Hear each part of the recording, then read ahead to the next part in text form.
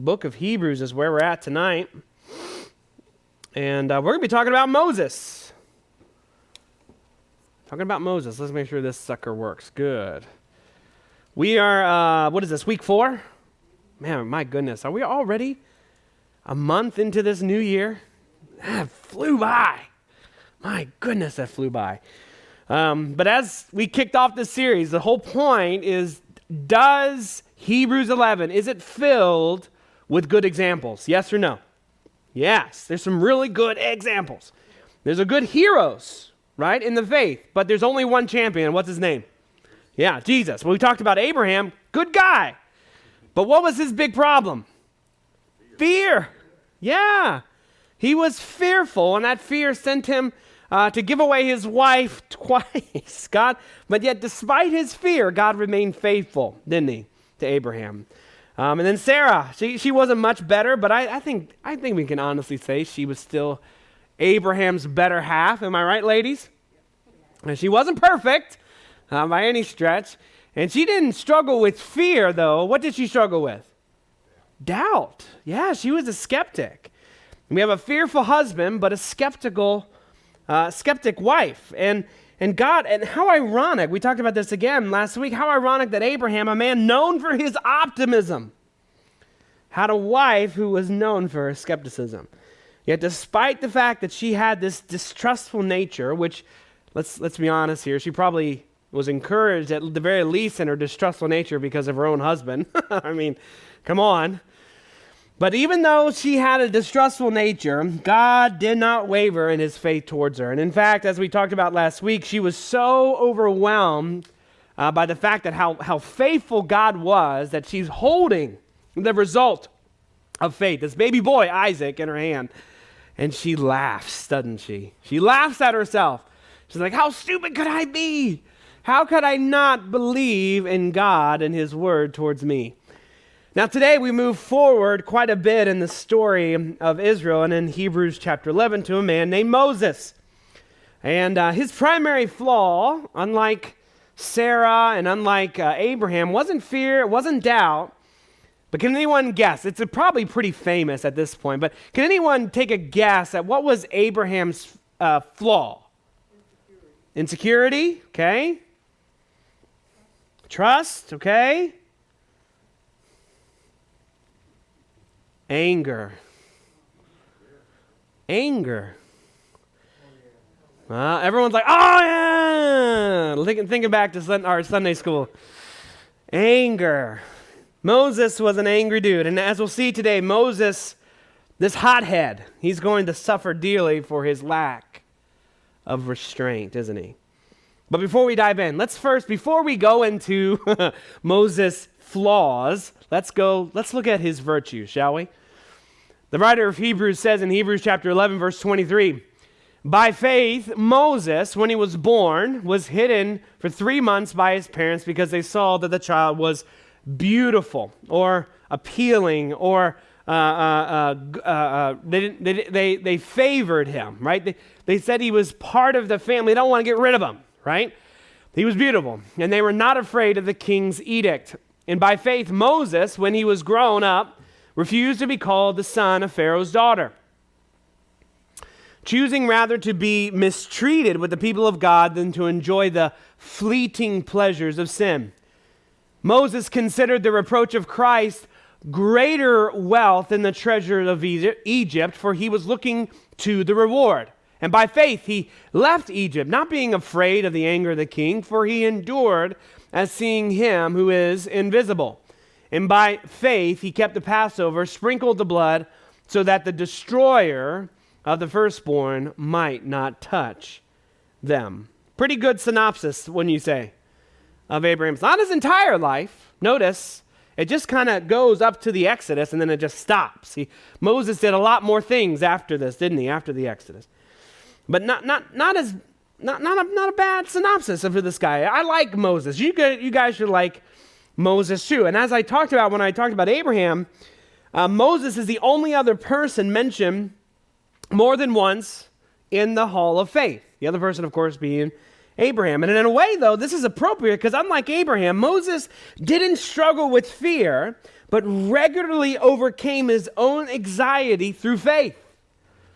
And in rereading the story of Moses today, I'm really kind of struck by this idea that Moses is kind of this character that Abraham could have been. If Abraham wasn't fearful, he could have been like Moses, who every time he was confronted by things that were fearful, Moses overcame it through faith. Pretty good. Pretty good. But here's the thing. In the book of Hebrews, Hebrews chapter 11, the writer of Hebrews has these three primary faith acts of Moses. The first is that Moses chose to identify himself with the Israelites, right? He could have been an Egyptian, couldn't he? He was raised, as we all know the story, in an Egyptian's household by an Egyptian, even though his own wife was the one who nursed him, his own mother nursed him when he was a baby. But he was raised in the Egyptian household. And so he had this choice. He could turn his back on the other people. He was living in a place of luxury, but he didn't, did he? He chose to be a part of Egypt, even though, if you guys remember the story, when the first time that he killed a man, and he tried to dispute between two Egyptians, and like, who are you?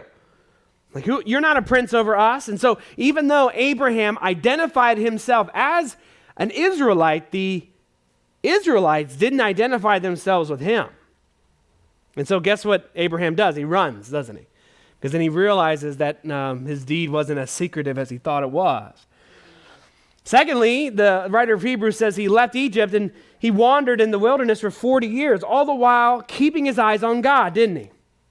And God met him in a burning bush and spoke with him. And Moses, by faith, though he said he had a stutter, he had some excuses, but by faith, he just stepped out and he said, God, I'm going to obey you. But then the last thing he says, he trusted God's command that the blood of the Passover lamb would protect him from the angel of death. Remember, that was the last big plague in Egypt. And God said, listen, put the blood of the lamb at the top and on the sides, and you'll be protected. Can you imagine the faith that one would have to undergo? Be like, that's all I got to do? Like Abraham saying, Moses has to say, that's all I got to do? I just got to put the blood of a lamb on my doorposts? And so by faith, he kept the Passover, didn't he? The children of Israel in Egypt kept the Passover. And it should not be overlooked that all of these faith acts, all of these amazing feats that Moses went through, the writer of Hebrews does not fail to mention that he had parents of faith, didn't he?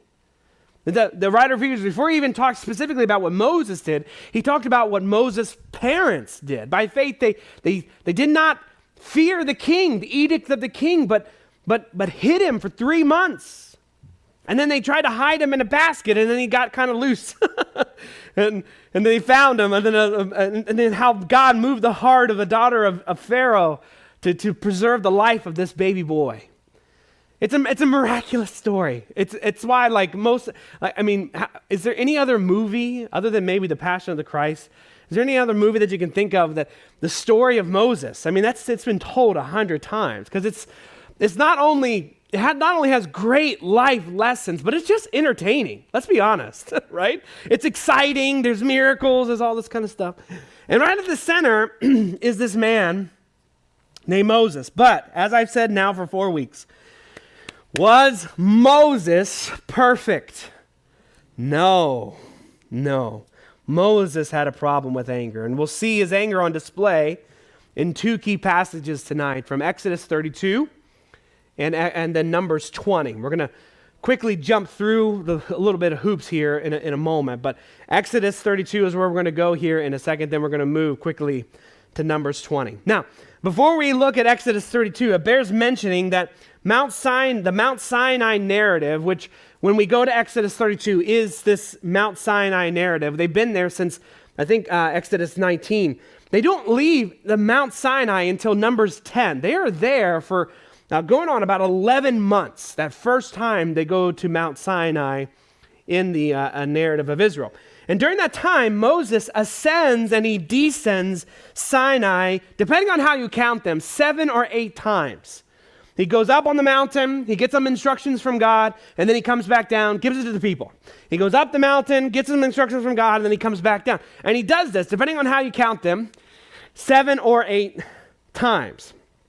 Now, during one of the last times, he ascends, and that's where we come to Exodus 32. And this happens on Moses' 6th ascent to the top of Sinai. 6 times now he's going to be up there.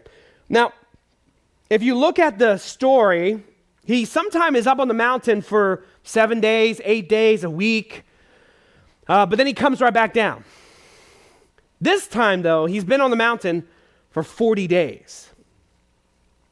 That's the longest yet. Now, the children of Israel are around, they're encamped around Sinai, and they begin to become fearful because they haven't seen their leader for over a month. They see the cloud, right? It's still there. The God is his. You can see his visible presence in the cloud on top of Mount Sinai.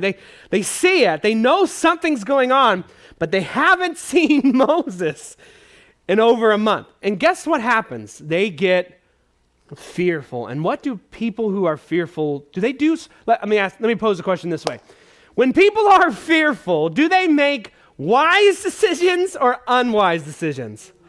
Well said, Charlie. Stupid decisions. Not just unwise, flat out stupid. People make stupid decisions when they are fearful. And then we come to Exodus 32. You ready? Here's what these people do.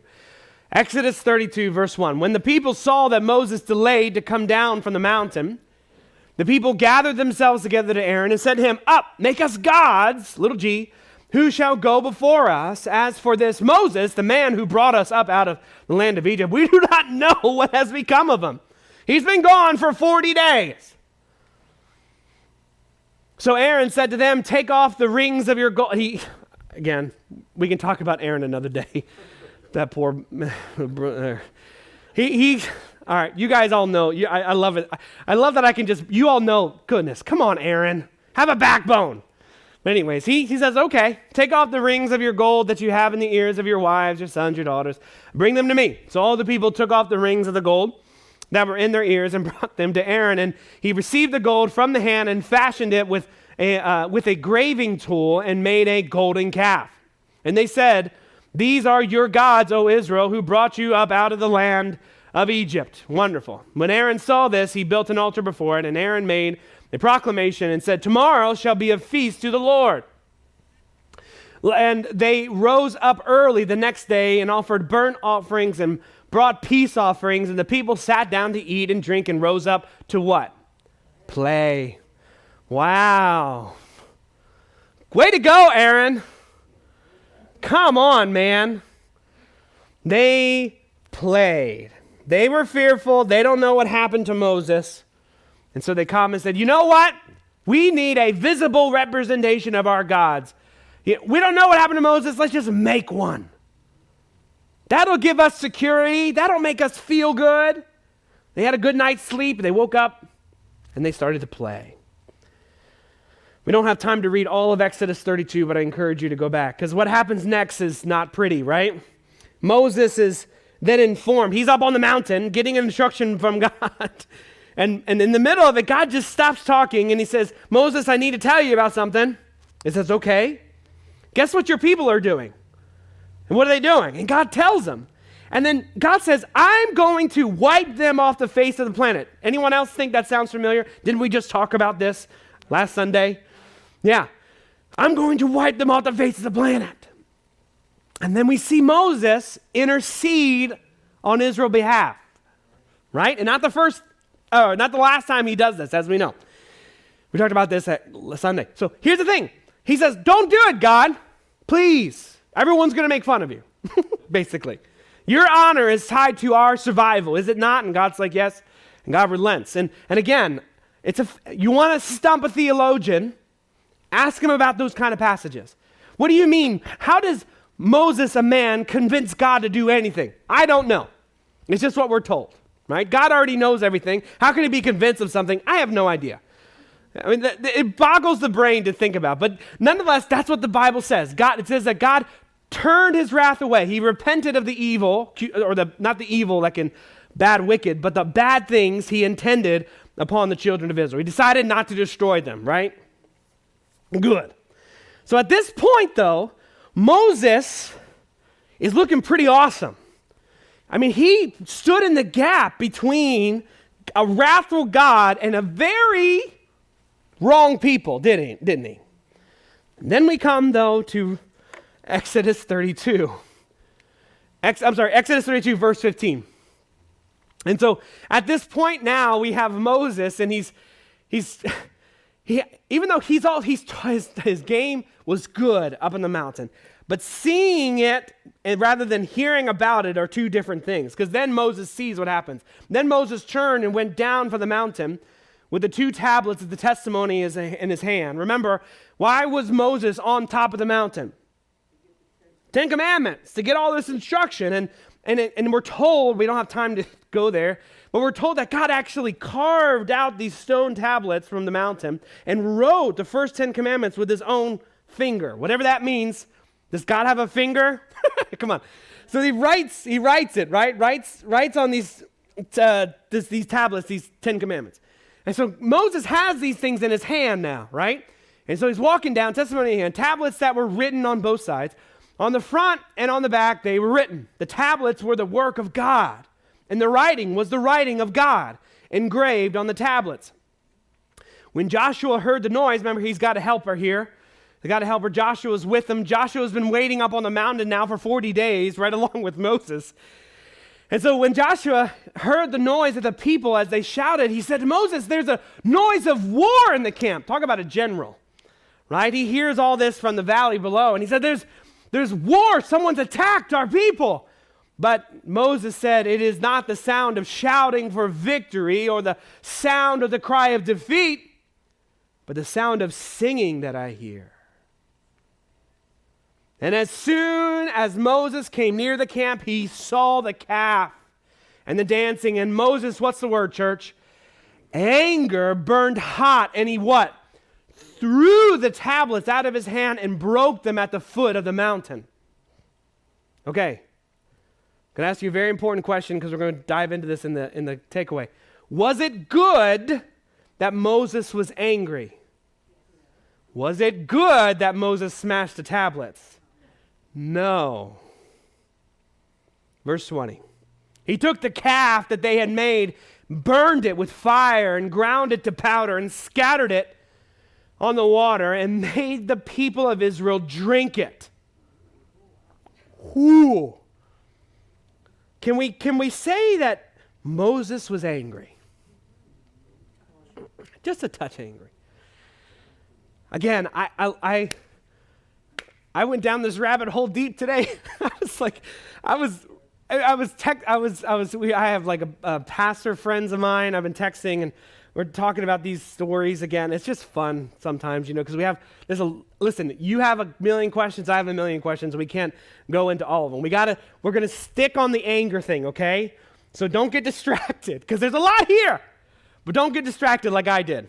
Okay, because at this point, we've got to stop reading. And I encourage you, if you want to continue reading on Exodus 32, you can do. But let me give you a summation of what happens next. You ready? Afterward, there was a great culling in Israel. Exactly 3 Israelites died, were killed by the righteous Israelites. Then Moses intercedes once again on God's behalf, and God forgives and renews the covenant with his people. There's a story of forgiveness. There's also a story of judgment. There's a bunch of stories. There's a bunch of things going on here at once. But what happened, again, someone tell me, what did Moses do with the first 10 commandments? What did he do? Smashed them.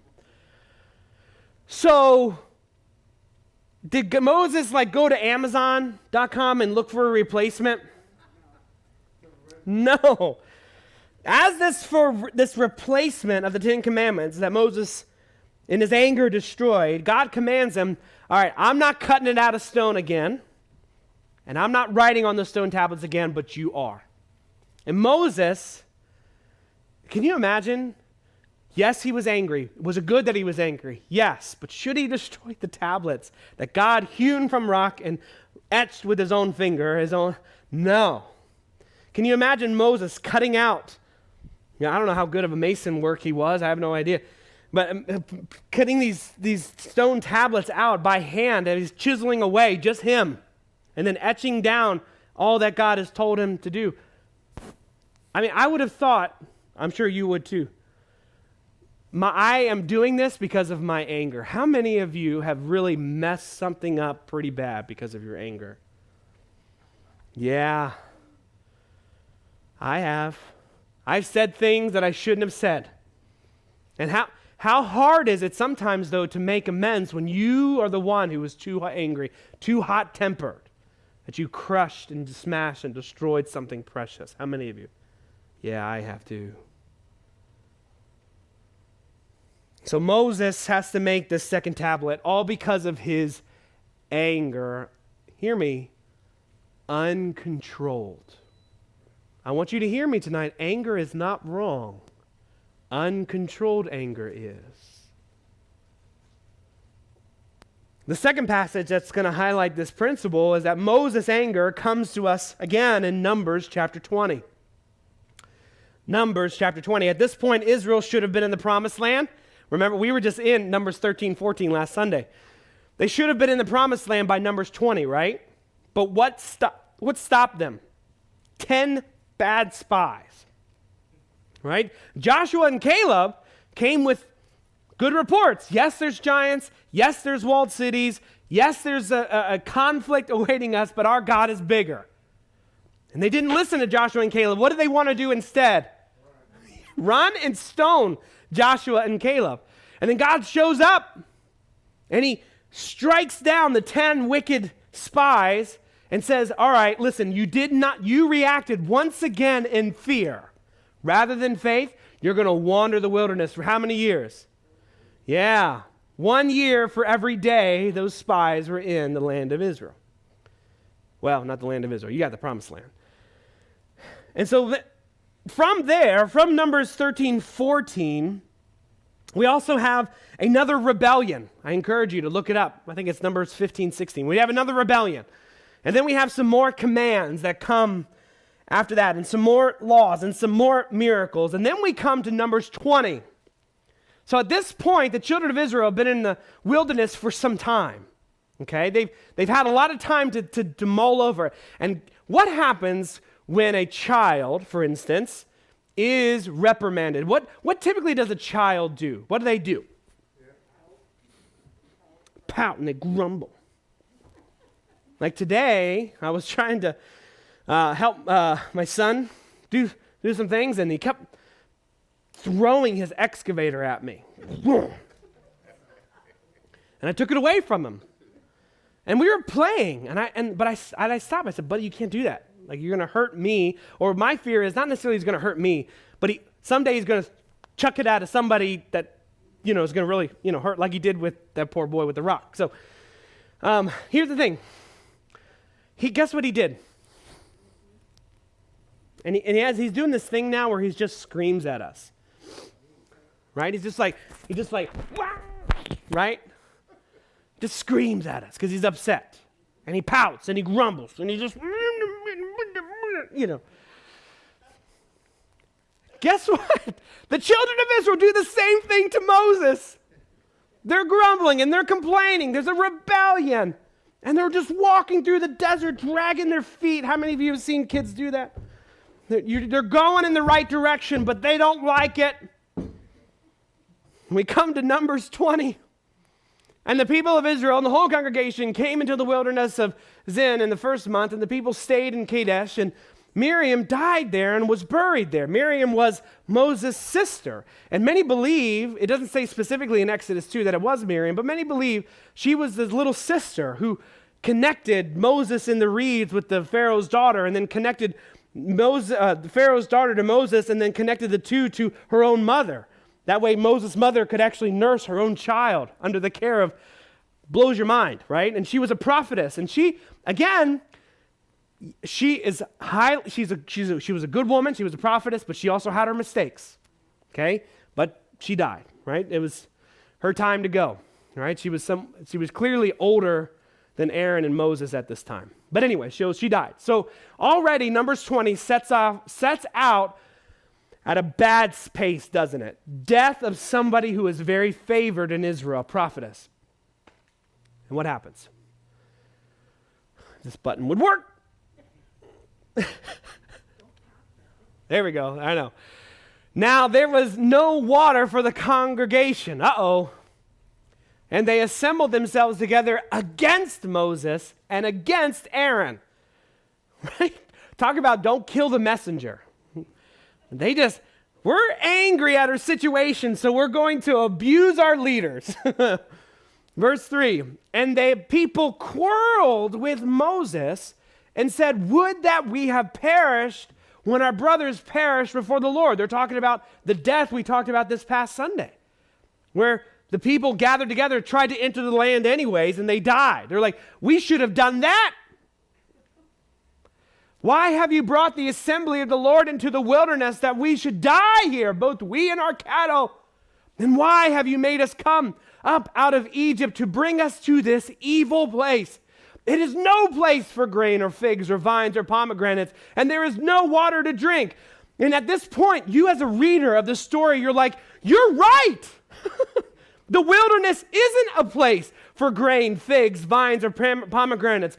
I wonder if there is a place for grain, figs, vines, pomegranates, a place that flows with milk and honey. And you're like, of course this is not a place for you. You're not supposed to be here. You're supposed to be in the promised land. But here they are complaining. They are reaping what they sow. And instead of, again, taking ownership for their own mistakes, they're blaming who? Moses and Aaron. What happens? Then Moses and Aaron went from the presence of the assembly to the entrance of the tent of meeting and fell on their faces, and the glory of the Lord appeared to them, and the Lord spoke to Moses, saying, come on, man, maybe it's dying. I have no idea. There we go. Take the staff, assemble the congregation, you and Aaron, your brothers, and tell the rock, speak to the rock before their eyes to yield its water. And so you shall bring water out of the rock for them and give drink to the congregation and their cattle. And Moses took the staff from before the Lord as he commanded him. Then Moses and Aaron gathered the assembly together before the rock, and he said to them, hear now, you rebels. Shall we bring water for you out of this rock? Is that what God told him to do? Hey, Moses, before you speak to the rock, berate the people. Is that what God commanded Moses to do? No. We're making one bad decision after another, because then what happens? Verse 11, and Moses lifted up his hand and struck the rock. He didn't speak to the rock. He struck the rock with his staff twice, just for good measure. And the water came out abundantly, and the congregation drank and their livestock. And the Lord said to Moses and Aaron, because you did not believe in me, to uphold me as what, church? Holy in the eyes of the people of Israel. Therefore, you shall not bring this assembly into the land that I have given them. These are the waters of Meribah, with the people have, Meribah is a Hebrew word which means quarreled with the Lord. Through them, he showed himself holy. Now, was it good that Moses struck the rock? No, it wasn't. Did he have, though, good reason to be angry? Yes. And is anger bad? No. Anger is not bad. It's not evil. Anger uncontrolled is evil. Now, while Moses' first outburst of anger can be excused somewhat, right? He was in a fit of rage when he came down and he saw the calf and saw everything. I mean, he couldn't just do anything, right? He just threw it down. And we can look at that and say, okay, we can kind of excuse him for that. We can kind of understand. And in fact, God kind of made him pay for it a little bit when you're going to chisel out the second tablet and you're going to write it down. But here, is there any leeway? Is there any grace that we can give Moses for his anger?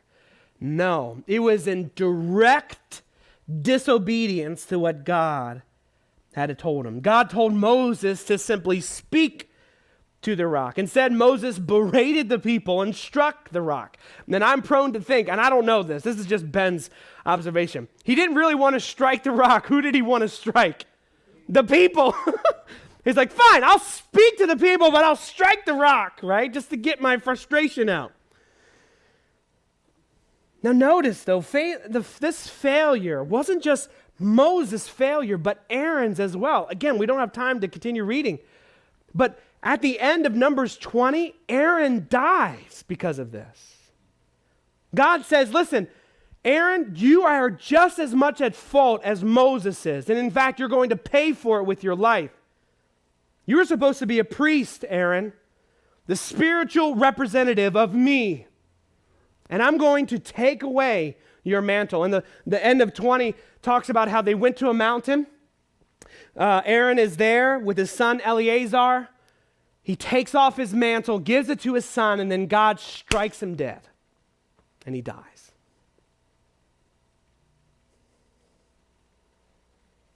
This, again, there's a lot here, but can I tell you something? I think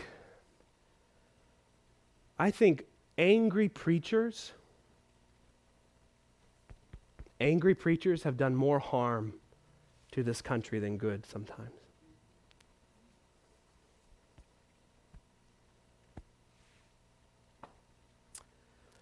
But that's not the lesson tonight.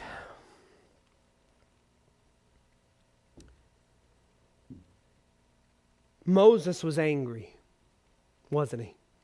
Not just once, but twice. The first time you could excuse it.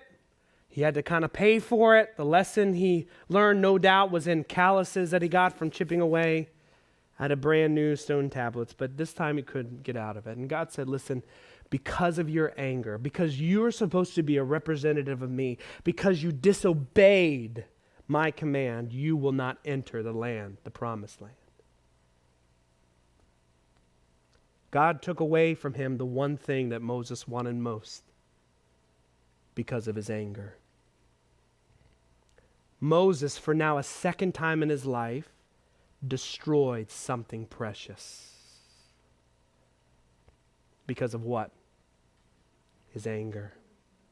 Uncontrolled anger.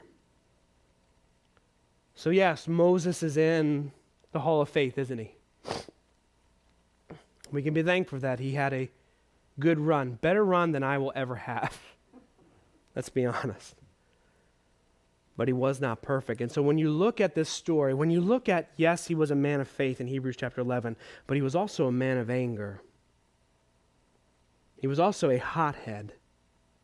What's the thing that we should take away? When you look at, yes, he is a hero, but he's not the champion. Because Jesus Christ, we're going to talk about here in a second, was also angry, but he never sinned. He was always under perfect control. He was a much better Moses, wasn't he? So what can we learn? When we do not compare Moses to ourselves, but we compare Moses' anger to Jesus' anger, what can we learn? And it is this. We must control our anger, or we will be consumed by it and then condemned because of it.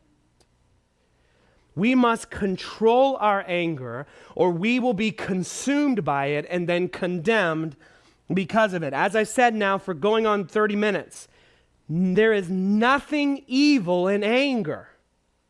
There is nothing wrong in anger. Anger in and of itself is not wrong. Jesus in John 2, in an angry zeal, whipped and threw the money changers from the temple. And then in Mark 3, we see another instance of Jesus' righteous indignation. He says, we're told in Mark chapter number 3, that again, he entered the synagogue. My goodness, guys, I'm getting angry because of this thing right here in my hand. It's not working. Strike it twice. Look at that. Again, Jesus entered the synagogue and a man was there with a withered hand. And they watched Jesus. That is the Pharisees, the Sadducees, the religious people were watching Jesus. What is he going to do? To whether he would heal him, this man with the withered hand, on the Sabbath so that they might accuse him. Right? The legalistic Pharisees said you can do nothing good on the Sabbath. Not even raise the dead or heal a leper. Wrong. Right? Jesus is like, that is wrong. You've taken the Sabbath and you made it into something twisted and awful. Of course you can do good on the Sabbath, especially when you're God. And they watched Jesus to see whether he would heal him on the Sabbath so that they might accuse him. Then he said to the man with the withered hand, come here. Like he knew, right? Jesus knows. Come here. And he said to them, not to the man, to the Pharisees, the legalistic people around him, is it lawful on the Sabbath to do good or to do harm, to save life or to kill? This should be an easy answer. Hey, listen, Miss, I have a pop quiz for you, Miss K. Should you kill somebody on Sunday? No. Oh, it depends. Charlie's.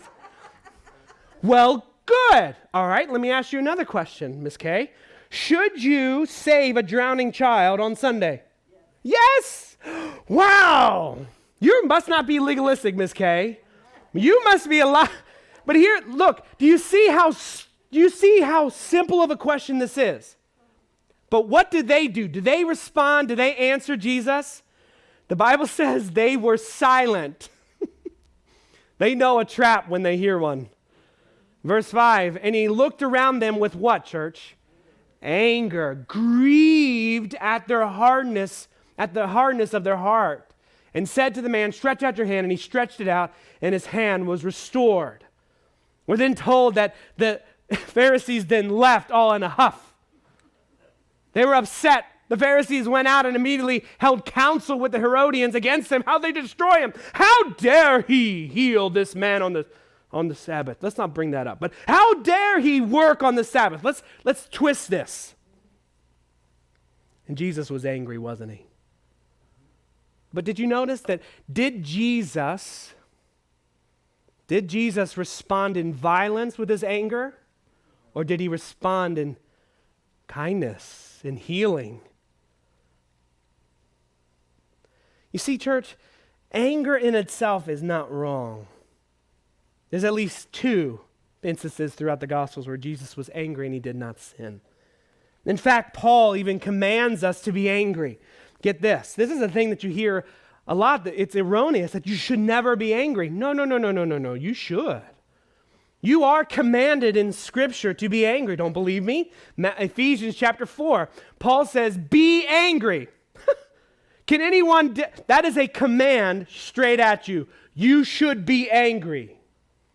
Did you know there are some things that we should be angry at, church? Be angry, but then he says what? Do not sin. Do not let the sun go down on your wrath, nor give place to the devil. Sometimes it is necessary to be angry. You hear this from your pastor this morning. Sometimes it is necessary to be angry. I was trying to think of just recently, when last time I felt really angry was watching the January 6th, the riots on the Capitol, and seeing the violence and seeing these lunatics enter our Capitol with a cross and a banner that said Jesus. That made me upset. But then, did I then get in a car, go to D.C., and then go shoot the rioters? It is sometimes, listen, should you be angry that every day babies are dying?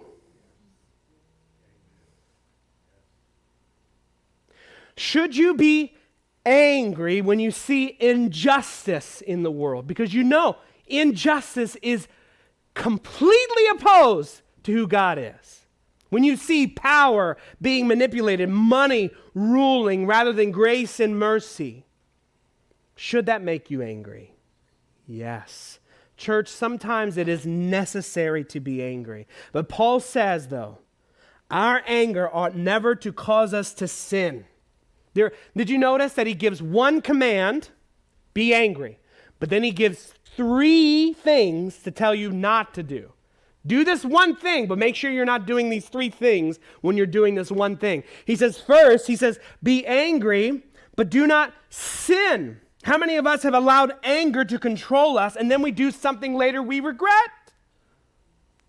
How many of you have been cut off driving down the road, and you're angry?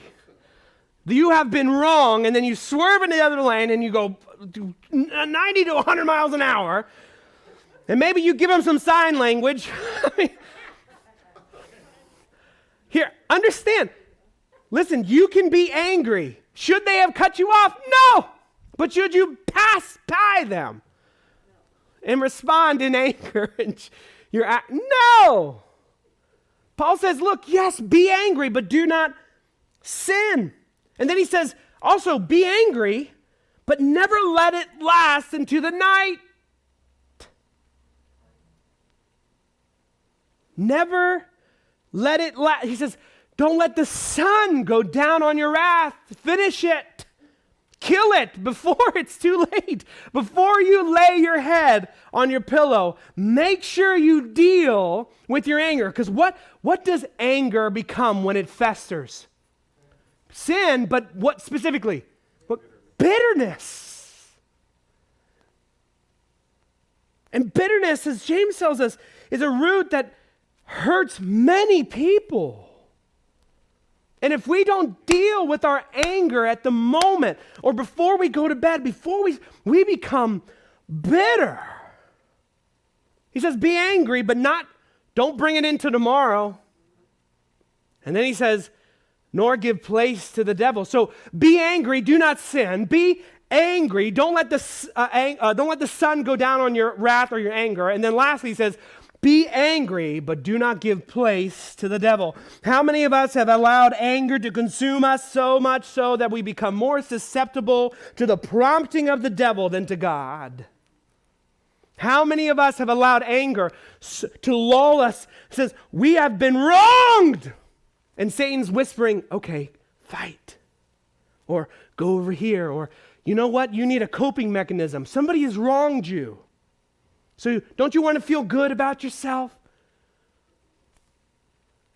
And you all of a sudden, because you harbor this anger, you all of a sudden, you open the door to, you know what, God, devil, come on in.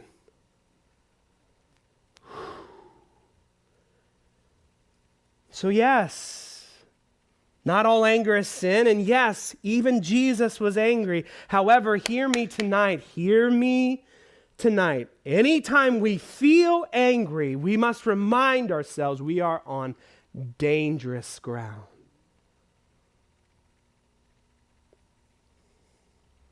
Do you think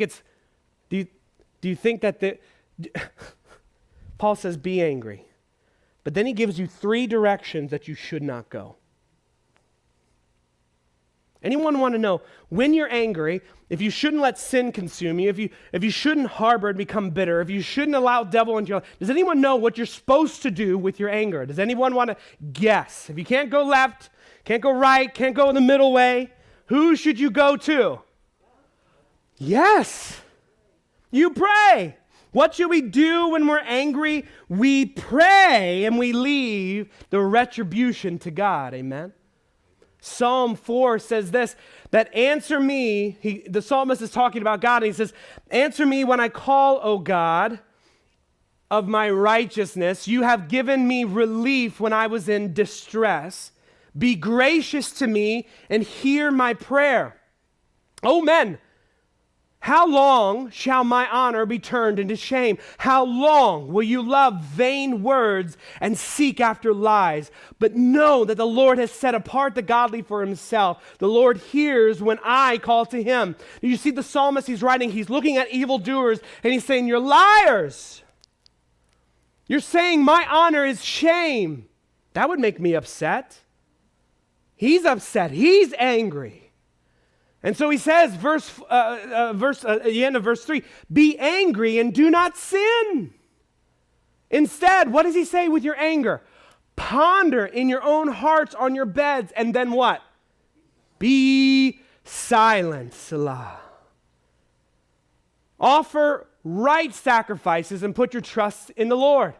There are many who say, who will show us some good? Lift up the light of your face upon us, O Lord. You, O Lord, have put more joy in my heart than they have when their grain and wine abound.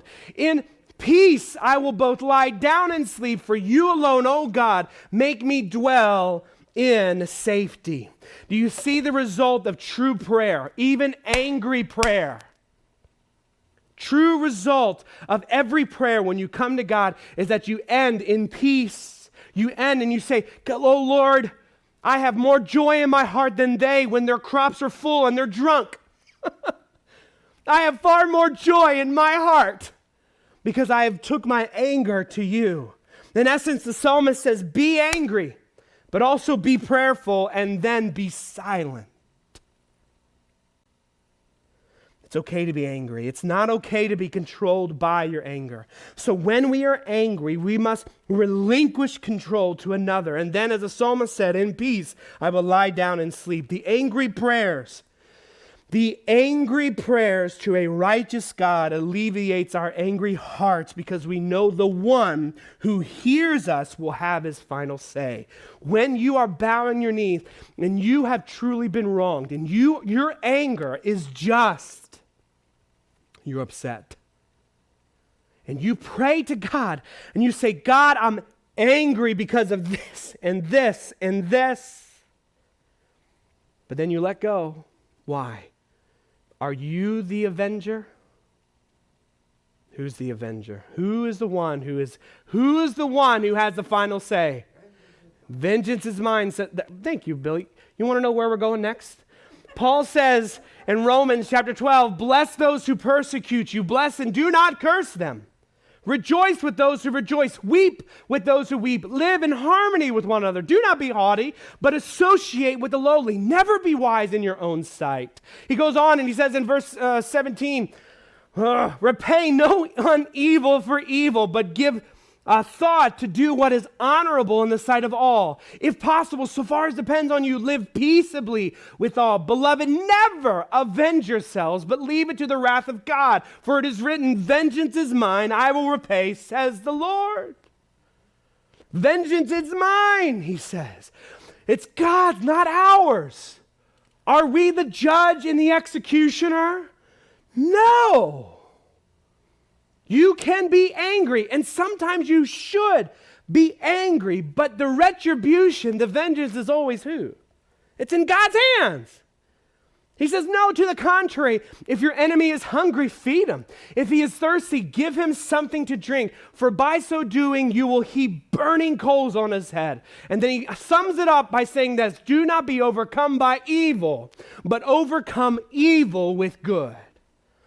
Paul's whole point is this. Listen, we must as Christians, because Jesus Christ resides in our heart, because Jesus Christ lived as a peacemaker, not a fear monger, not a war monger, because Jesus Christ, though he was righteous judge, stood and was crucified on the cross. And one of the last things he says was, Father, forgive them, for they know not what they do. He was raised, wasn't he? He comes into our heart. He lives in our heart. And he tells us, do not seek vengeance, but forgive. You forgive because I have forgiven you. And even when you have been rightfully wronged, even when you are right in your anger, what should we do with our anger? We pray. Paul says, and listen, for the one who hits you, Jesus says, the one who hits you on the cheek, you give him the other too. Paul says, do not be overcome by evil. Don't let your anger, don't let your wrath, do not be controlled by your anger, but be controlled by God. Return virtue for vice. We are not to perpetuate the bad behavior of those around us, no matter if they are beating us, no matter if they're crucifying us, no matter if they're saying wicked, awful, vile things about us. We do not return vice for vice. We return virtue for vice. Because we know, will they have the last word, church? No. God will. And so we come here and we look at Moses. And if only Moses in that moment, before he struck that rock, not once but twice, if only he stopped as a psalmist did in Psalm 4 and prayed,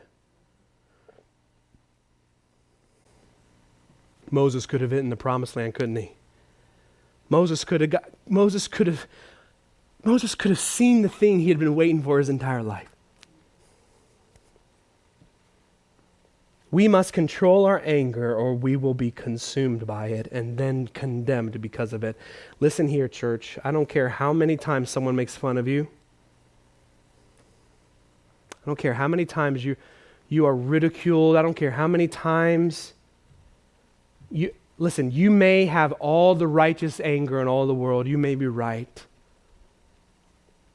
But give it to God. Never act on it. Never be consumed by it. Never return a curse for a curse. No, you return a virtue for a vice. Father, I love you. Lord, I don't want to be an angry preacher. I've met many in my life. Lord, I pray that, God, you would help us as Christians, that though we are made fun of, though we're hurt, though we're ridiculed, that, God, we would bless those who curse us. That, God, when people are complaining to us, Lord, they're pointing fingers to us, Lord, they're saying wicked and awful, vile things about us, that, God, Lord, let us not strike out in anger as Moses did. Lord, with our loved ones, when Lord, they seem to be maybe unreasonable, our friends have crossed the line, Lord, let us not destroy something precious as Moses did. Lord, help us to be controlled by the Spirit and not controlled by our anger. That, God, when we are angry, Lord, let us go, as the psalmist said in Psalm 4, let us go to you in prayer and then be silent. To be at peace and know that, God, we trust that you will avenge all. That it's in your hands, not ours.